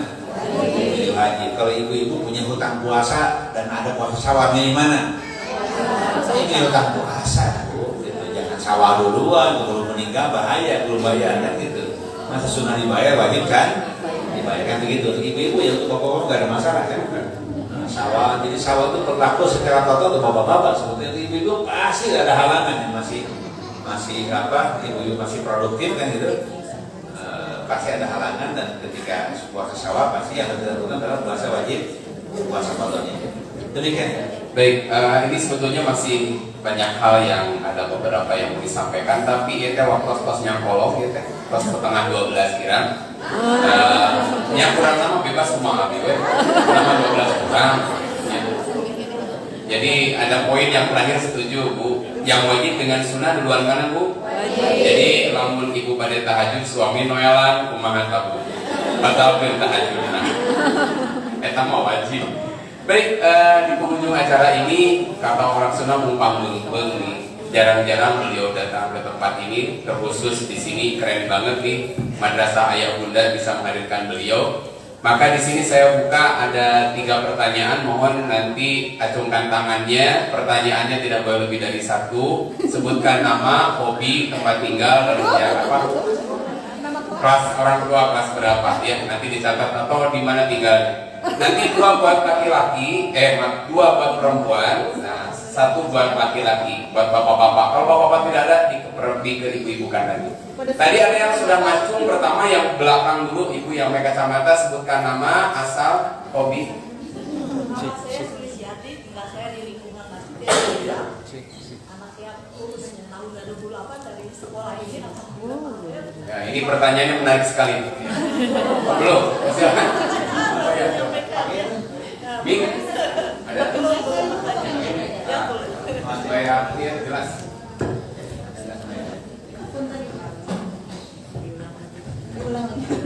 Bismillahirrahmanirrahim. Assalamualaikum warahmatullahi wabarakatuh. Nama saya Sulistiati, tinggal saya di lingkungan sekolah ini RT 6 RW 03. Bahkan anak saya lulus 2008 dari SD ini, alhamdulillah. Namanya Santi Yolanda. Salam dari anak saya, Pak, untuk Pak Gubernur. Waktu itu anak saya pernah kerjasama dengan Bapak menjadi panitia angklung di tingkat Jawa Barat, tingkat nasional. Dia jadi pokoknya menunggu di depan pintu gedung sate Bapak Santi Yolanda. Pak Asep juga mengajarkan. Pertanyaannya Bu. Pertanyaan saya masih tentang silaturahmi, tapi agak panjang ya Pak, maaf sebelumnya. Pertanyaan saya, seberapa Allah membenci tentang perceraian sementara seorang ustadz pun melakukannya? Kedua, bagaimana seorang istri mempertahankan rumah tangga walaupun dengan segala permasalahannya, apakah ada pahalanya? Ketika mempertahankan rumah tangga itu hanya untuk agar anak-anak menjadi soleh, punya pribadi yang kuat, tangguh menghadapi kehidupannya ke depannya di zamannya.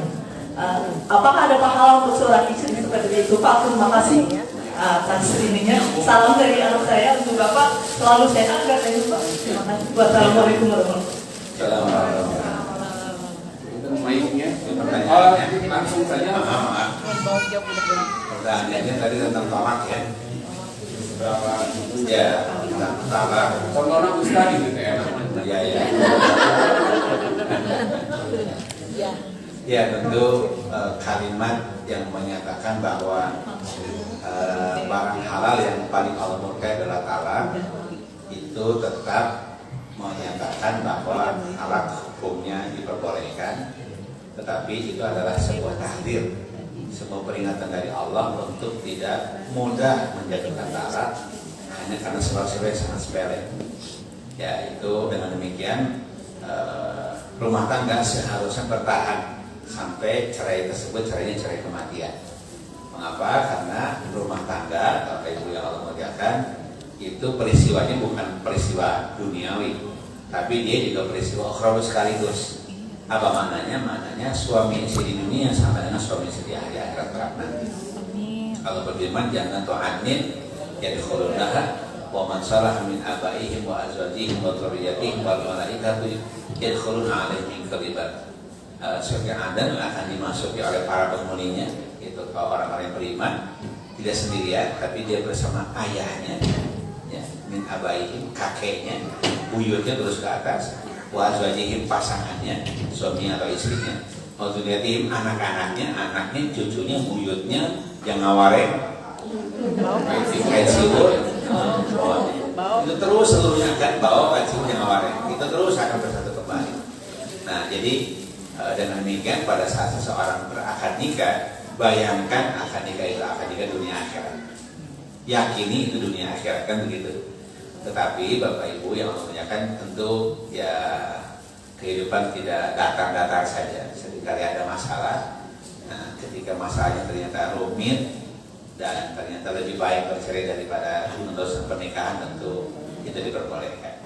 Termasuk oleh seorang ustaz. Saya juga manusia kan,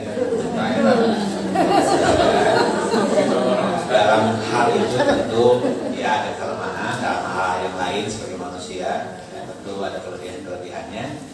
Ternyata Nabi pun menceraikan salah satu istrinya karena satu dan lain hal. Tentu Nabi yang paling tahu, dan itu masalah ada kisahnya. Mengapa Nabi menceraikan istri itu ada kisahnya, ada rasional dari kisah tersebut mengapa diceraikan. Saya kira itu yang pertama Ibu. Yang kedua tadi, kalau kemudian seorang istri atau seorang suami berjadi kan, jadi berjadi ada seorang istri menghadapi suaminya yang katakanlah ada sedikit persoalan tapi bertahan demi masa depan anak-anaknya, atau sebaliknya seorang suami bertahan dengan istrinya meskipun istrinya ada masalah, terus karena mempertahankan keluarga supaya anaknya tidak ada masalah, tentu baik-baik saja ya. Alhamdulillah, mudah-mudahan dengan cara pertahanannya seperti itu malah semakin hari makin baik ya. Makin hari makin baik, dan nanti kedepannya tidak ada perceraian kecuali cerai kematian. Jadi yang jadi suami istri itu kalau cerainya cerai kematian. Bahkan dalam hadis disebutkan jika ada seorang perempuan pernah menikah 4 kali, suami pertama wafat, soleh masuk ke surga, nikah lagi suami kedua wafat, soleh masuk ke surga, katilu nikah lagi soleh masuk ke surga, wafat masuk ke surga, keempat kemudian 4 kali menikah, 4-4-nya cerai kematian, nanti di akhir akan sah calon suaminya. Bilang mau obatnya bisa. Kenapa tinggal Allah akan memilihkan mantan suami yang paling soleh, paling takwa, itulah yang akan menjadi suaminya. Terus nutilu itu bukan istri dong. Lain cerita, nanti juga ada yang jomblo perempuan di sana. Jadi pernikahan itu di akhirat pun ada pernikahan. Karena boleh jadi ada seorang suami, seorang istri di dunia mungkin tidak sempat menikah, masuk surga kan tidak punya suami itu, nanti di akhirat akan menikah dengan ya laki-laki yang lain. Pokoknya dibayangkan lah nanti nggak bayangkan luar biasa. Tapi yang jelas tadi yang dijelaskan oleh Rasulullah, kalau seorang perempuan pernah menikah 4 kali atau lebih, bahkan jadi 4 kali masuk surga, 4 kali cerai kematian. Jadi ibu jangan khawatir. Waduh, saya ini cerainya bukan cerai mati, tapi cerai biasa, di dunia ada masalah. Jangan khawatir, di akhirat juga nanti ada pasangannya. Karena di akhirat ada pernikahan ya, sebagaimana di dunia. Dan sekalian, saya kira begitu ya, mudah-mudahan. Ada lagi, silakan ibu-ibu paling payung. Bismillahirrahmanirrahim. Saya akan bertanya tentang ini. Mungkin kalau silaturahim versi kita sekarang ini adalah kalau silaturahim yang benar pas gitu ya, dalam artian konteksnya dapat. Tetapi banyak di luar sana di bingkai acara silaturahim, tetapi di dalamnya itu ada ikhtilaf, ada cipika-cipiki antar non muhrim, terus ada makanan yang dihambur-hamburkan mubazir gitu. Nah, apakah itu juga termasuk silaturahim? Kemudian kita juga kalau misalkan diundang dan ternyata ada sinyal ke sana, ke arah sana, apakah kita juga boleh menolaknya begitu? Iya, tentu situasinya diukur dengan kadar masing-masing. Alhamdulillah dalam kategori silaturahim yang dilaksanakan atau kategori silaturahim dilaksanakan oleh MAB ini pasti kategorinya Islami. Tapi di seberang dan di sebelah kawasan yang lain, tempat yang lain, tentu tentu masyarakat beragam ketakwaannya, beragam pemahaman keagamaan, tapi silaturahim juga. Insya Allah sebatas tidak ada pelanggaran yang jelas-jelas melanggar syariat, jelas-jelas secara terbuka melanggar melanggar syariat dan melanggar halal dan haram, itu tentu masih masuk kategori silaturahim. Ya, sepanjang tempat tersebut tidak ada minuman keras, ya, kalau ada minuman keras tentu jangan hadir karena sudah pesta miras ya, tapi kalau di sana ada yang berjiwa sebagian, tidak berjiwa sebagian, insya Allah masuk silaturahim. Mudah-mudahan dengan hadirnya perempuan-perempuan juga di sana, dengan keramahannya, dengan kebaikannya, nanti tidak berjiwa juga. Lihat perempuan itu ramah banget ya, asli ngomong berjiwa bahkan boleh jadi seperti itu. Kita ada dakwah di situ, meskipun ada pelanggaran dalam arti pelanggaran ringan, pelanggaran individu. Mudah-mudahan yang tidak melanggarnya, yang baik-baiknya bisa memengaruhi situasi. Jadi sepanjang tidak ada kemaksiatan yang jelas-jelas melanggar keharaman, gitu, seperti minuman keras.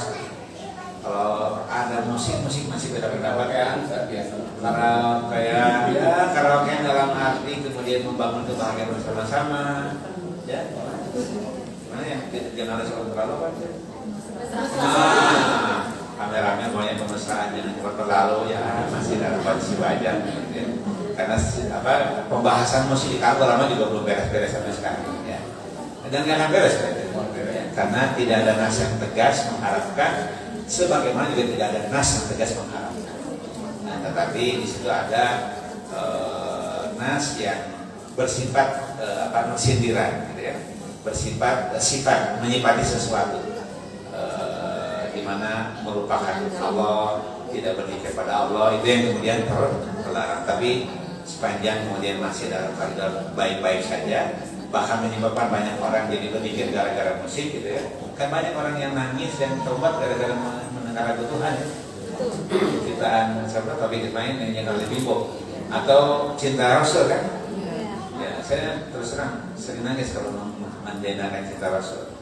Nah, itu tentu masuk kategori yang diperbolehkan. Jadi para ulama mengatakan musik itu ya lihat dampaknya. Jadi kalau berdampak kebaikan, tidak berdampak kemaksiatan, ya, maka berdampak jadi dikit maka dipersilakan. Saya kira itu ya. Ya, waktu sudah jam 10.30. Rumah panitia buka satu lagi atau sudah cukup ya? Satu lagi? Satu lagi. Ada bapak-bapak yang ngacung ya pas makan. Anggapnya kayak ngacung. Kami soal. Assalamualaikum warahmatullahi wabarakatuh. Assalamualaikum. Saya Suryati, orang tua dari Aulia.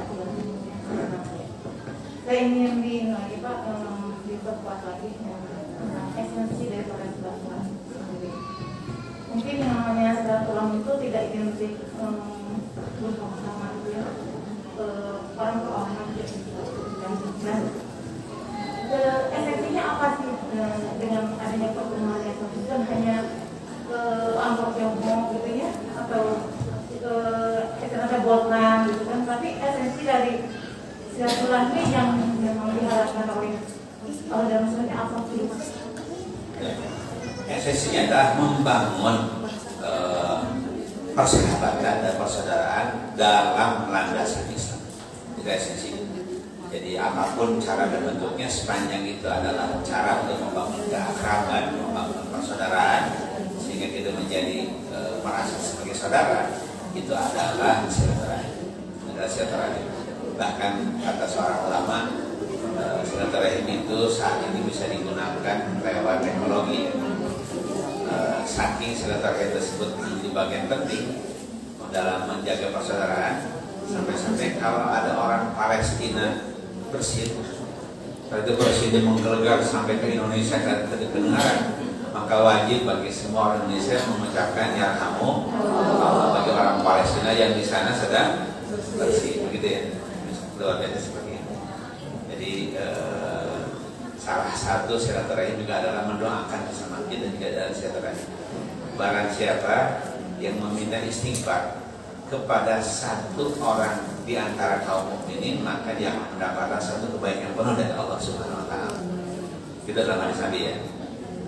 Maka oleh karena itu dengan hadis Nabi ini ulama membuat sigot atau tata cara doa supaya kita mendoakan seluruh kaum muslimin. Doanya Allahumma maghfir lil mu'minin wal mu'minat wal muslimin wal muslimat ala minhum wal itu doa untuk mendoakan semua mukmin. Ya, semua mukmin. Ada orang tua, kalau saya sudah ngambek sama si Tuhan itu doakan saja. Gitu kan ngambek-ngambekan di antara kaum mukmin nanti for mereka berapa hari? 3 hari. Kalau cuma 3 hari. Kalau camat dulu ya. Kalau baru gitu kan. Lepas dari 3 hari boleh? Tidak boleh. Ya. Dan yang paling baik di mata Allah yang pertama kali mengucapkan salah, minta maaf atau mengucapkan salah. Seperti itu kan gitu. Betapa Islam itu ingin kedamaian. Di mana semua orang tidak ada persoalan. Hanya kita persoalan suka berturun-turun 7 turunan ya persoalan. Jadilah itu dosa terus-terusan tiap hari kan. Apa sulitnya kita memaafkan orang lain? Kan sederhana ya. Kata Imam Ghazali, seorang mukmin yang baik adalah seorang mukmin yang bermuhasabah. Salah satu muhasabahnya seperti itu adalah memaafkan semua orang yang ada persoalan dengannya. Dan kalau memungkinkan minta maaf kepada semua orang yang boleh jadi dia ada persoalan dengannya sebelum itu kan nggak masalah ya. Nggak biasa dari siang dan lain sebagainya. Yang ada persoalan dengan dia maafkan. Mungkin dia yang menyebabkan persoalan orang lain, dia minta maaf sebelum tidur atau paling lambat sebelum 3 hari. Saya kira itu. Dengan demikian kita akan beroleh kebaikan sangat luar biasa. Bahkan kata para ulama, ada ulama yang dimakan di YouTube, kata dia, insya Allah ketika kita mengucapkan Allahumma ighfir lil mu'minina wal mu'minat wal muslimin wal muslimat al ahya minhum wal amwat. Ya Allah, ampuni semua mukminin, semua mukminat, semua muslimin, semua muslimat yang hidup maupun sudah wafat. Berapa miliar yang sudah wafat? Dan yang masih hidup. Kira-kira yang hidup saja ada 1,3 miliar. Kita mintakan kepada Allah. Insya Allah dari yang hidup saja kita akan memperoleh 1,3 miliar kebaikan. Betul. Nah, amal-amal seperti itu mesti disengaja gitu. Dan dirasakan denyutnya dirasakan betul bahwa itu terjadi. Dan Allah Maha Kuasa atas segalanya. Doa tersebut memang ada doa untuk seluruh kaum mukminin yang ada di bumi ini yang hidup maupun sudah wafat, dan kita yakin bahwa Allah menyampaikan ampunan tersebut dan Allah Maha Kuasa dan kita mendapatkan kebaikan tersebut 1,3 miliar kebaikan. Dahsyatnya luar biasa. Jadi ada siasat bagaimana caranya beroleh kebaikan dengan cara yang mudah. Kan mudah banget, kebaikannya luar biasa. Nah, dampaknya kenyamanan dalam hidup, ketenangan dalam kehidupan, dan tentram serta kedewasaan yang luar biasa. Kalau sudah dewasa kita nyaman ya, nyaman banget. Kalau orang tersinggungan, kita tidak tersinggungan. Sudah ada yang masih tersinggungan, baper-baper gitu ya. Kan orang mukmin itu kan bapernya kalau baper sebentar banget gitu kan. Dan yang hebat itu tidak baper sama sekali. Bayangin ini cerita Imam Ahmad bin Hanbal. Imam Ahmad bin Hanbal diundang oleh tetangganya. Dan kemudian dia datang ke tetangganya. Kata tetangganya, enggak, saya ngundang kamu. Balik lagi. 2 hari kemudian dia diundang lagi oleh tetangga yang sama. Diundang. Dia datang lagi. Enggak, saya ngundang kamu. Pulang. Balik lagi. Senyum gitu. Berikutnya 2-3 hari berikutnya diundang lagi sama tetangga yang sama, datang lagi, enggak, saya nggak undang kamu, senyum, namanya bingung, ini kurang dibully, tapi senyum terus, kenapa? Jadi kejar akhirnya, wahai imam, mengapa anda saya kerjain, anda saya bully, anda senyum terus ke atas itu? Dia bilang, anda kan hanya wasilah, yang mewajibkan saya datang Allah, wasilahnya anda mengundang saya. Bahwa kemudian ada yang menang tidak terima, tidak ada masalah. Yang penting saya sudah melaksanakan perintah Allah, yaitu mendatangi undangan. Bagi saya sudah melakukan 3 kali kebaikan. Anda tidak terima urusan Anda dengan Allah, malah urusan saya. Itu beda, tidak ada apa-apa. Mengurang begitu pun ya. Ngomong saya sampai seperti itu seorang mukmin. Masa tersinggung oleh seorang manusia yang tidak merugikan apa-apa, tidak rugi apa-apa. Jadi kita untuk sudah datang undangannya, dan yang meminta supaya datang undangan adalah Allah Subhanahu wa Ta'ala, yang mengundangnya dia. Kalau dia kemudian membuli urusan dia, gitu ya, hebat ya. Itulah kedewasaan akibat kita sering berdoa kepada Allah Subhanahu wa Ta'ala. Kita sering berdoa ke orang lain. Biasanya kalau sering berdoa ke orang lain, salah satunya tidak baperan. Baik, saya tidak akan menyimpulkan segepisan, insya Allah simpulkan masing-masing lah. Insya Allah karena sudah mau jam 11, ini sudah persiapan mau Jumatan bagi bapak-bapak. Ada 2 sesi terakhir, Ustaz Ahmad karyawan. Pertama, ini request dari ibu-ibu ingin ditutup dengan doa oleh Ustaz Akhir. Kemudian diminta untuk bapak bersama bukan dengan bapak-bapak tapi dengan jamaah. Dengan jamaah ya, bapak bersama dengan jamaah. Mengapa Ustaz untuk closing kita. Alhamdulillah Bapak Ibu yang Allah muliakan, kita sudah menyudahi silaturahim kita ya. Ini tentu bagian dari pengajian rutin madrasah ayah dan bunda, tapi mungkin hari ini agak spesial dihubung-hubungkan dengan silaturahim Idul Fitri, namanya halal. Mudah-mudahan apa yang kita lakukan sebelum menjadi kebaikan di hadapan Allah Subhanahu wa taala, terutama tentu kebaikan yang terkait dengan silaturahim, di mana silaturahim dijanjikan 2 kata ya. 1 tambah rezeki, 2 tambah umur, dan segala makna tambah umurnya. A'udzubillahi minasyaitonirrajim. Bismillahirrahmanirrahim. Alhamdulillahirabbil alamin, hamdan yu'afi ni'amahu wa yukafi'u mazidah.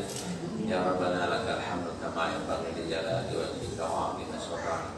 Ya Rabbana lakal hamdu anta nurus samawati wal ardh. Ya Rabbana lakal hamdu anta qayyimus samawati wal ardh. Ya Rabbana lakal hamdu anta rabbus samawati wal ardi wa ma fihinna. Allahumma salli ala nabiyyina Muhammad wa ala ali nabiyyina Muhammad kama shallaita ala nabiyyina Ibrahim wa ala ali nabiyyina Ibrahim innaka Hamidum Majid. Rabbana la tuzigh qulubana ba'da idh hadaytana wa hab lana min ladunka rahmatan innaka antal wahhab. Rabbana hab lana min azwajina wa dhurriyyatina qurrata a'yun waj'alna lil muttaqina imama. Rabbana ighfir lana dhunubana wa kaffir 'anna sayyi'atina wa tawaffana ma'al abrar. Rabbana ighfir lana wa li ikhwanina alladziina sabaquna bil iman wa la taj'al fi qulubina ghillan lil ladziina amanu. Rabbana innaka ra'ufur rahim. Allahumma ya muqallibal qulub tsabbit qulubana 'ala dinik. Allahumma ya musarrifal qulub sarrif qulubana 'ala ta'atik. Allahumma inna nas'aluka ridhaka wal jannah wa na'udzubika min sakhatika wan nar. Allahumma inna nas'aluka ridhaka wal jannah wa na'udzubika min sakhatika wan nar. Allahumma rabbana atina fid dunya hasanah wa fil akhirati hasanah wa qina adzaban nar. Subhana rabbika rabbil izzati amma yasifun wa salamun alal mursalin walhamdulillahi rabbil alamin. Hatur nuhun pisan. Dari ilmu yang sudah disampaikan, kita mudah-mudahan semuanya bisa mengambil faidah dari apa yang beliau sampaikan. Mudah-mudahan beliau bukan yang pertama dan yang terakhir di sini. Semoga di kesempatan yang akan datang kita bisa dipertemukan lagi dengan beliau untuk banyak menimba ilmu dari beliau. Mumpang muntun kos daya kooperatif bagian pesannya ya. Insya Allah untuk acara kali ini kita tutup dengan ucapan alhamdulillah, dan selanjutnya untuk sesi foto bersama saya kembalikan kepada MC. Mana? Oh iya itu MC. Ya silakan Bapak Ibu MC.